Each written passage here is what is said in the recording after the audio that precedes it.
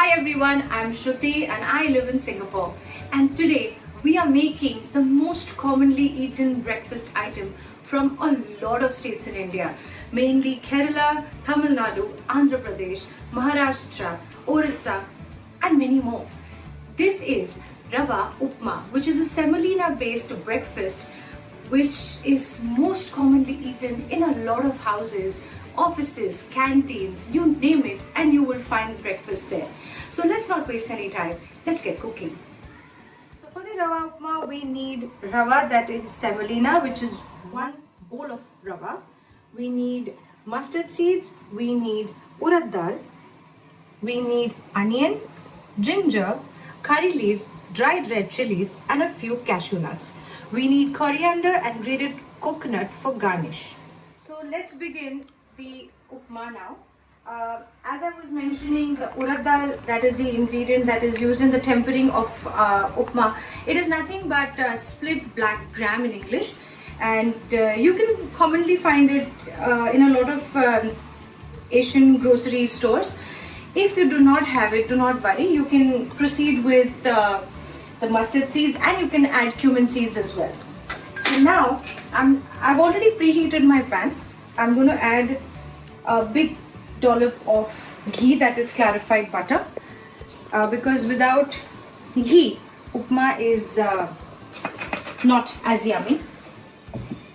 So you can go less on the ghee, but ghee just imparts a different flavor to this breakfast, and it's quite healthy and considered healthy in our country.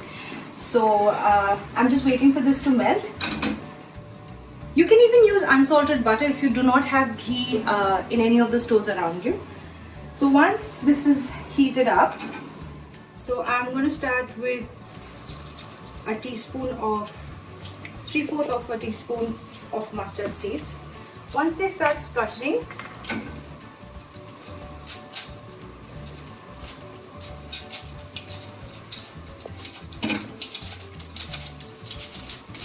I'm going to add half a teaspoon of the black gram urad dal.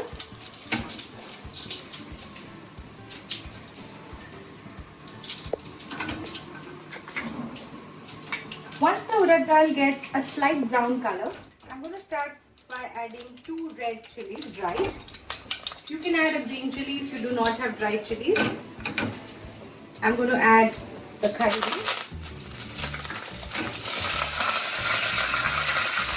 So once it's all fried well, I'm going to add just a teaspoon of grated ginger. Just stir it around so it cooks a little. Make sure you're doing this on low flame.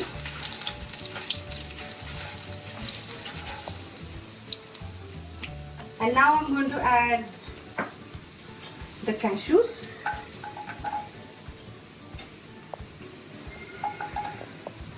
I'm just going to roast the cashews for a few seconds.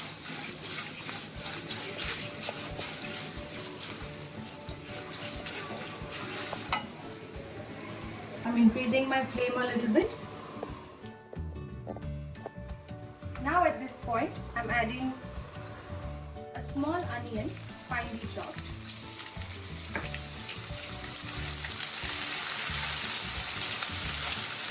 So make sure you're not browning the onions here. All you have to get is a very light pink color. I'm just spreading them out because I don't want to burn the rest of the tempering. Control your flame constantly. Make sure it's not a high flame at all points.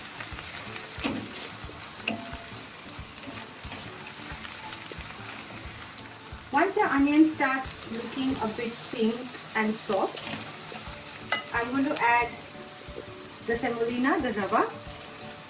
A lot of people roast the rava before the upma, but this is all done in one pan, so I prefer roasting it with all the other seasonings as well.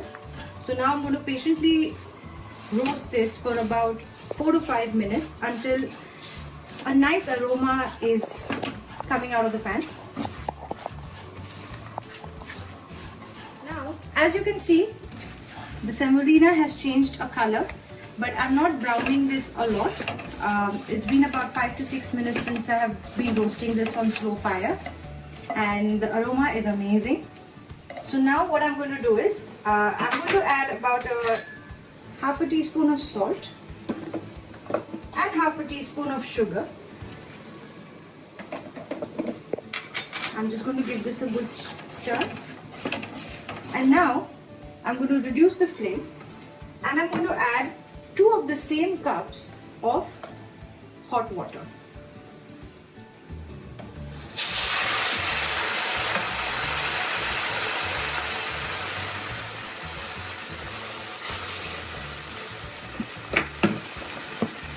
So just be careful, it's going to be really hot.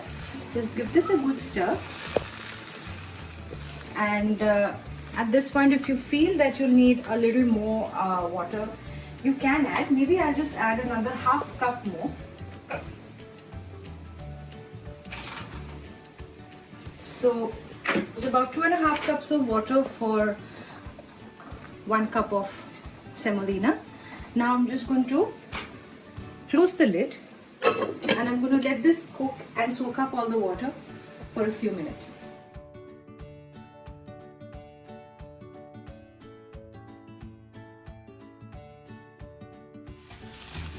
So I'm just going to stir this to see if there is any more water needed. You need this to be completely soft and fluffed up. It's very hot, so it has to be very soft.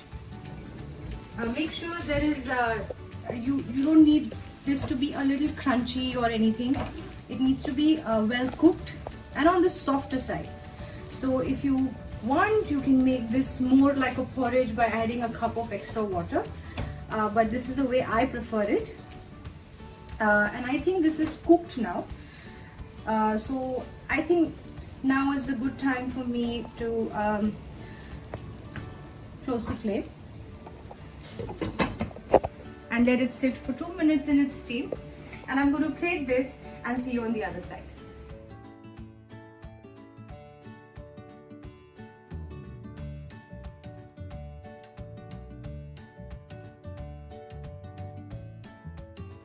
Finally, we have our upma ready, and I have garnished this with freshly grated coconut and some coriander.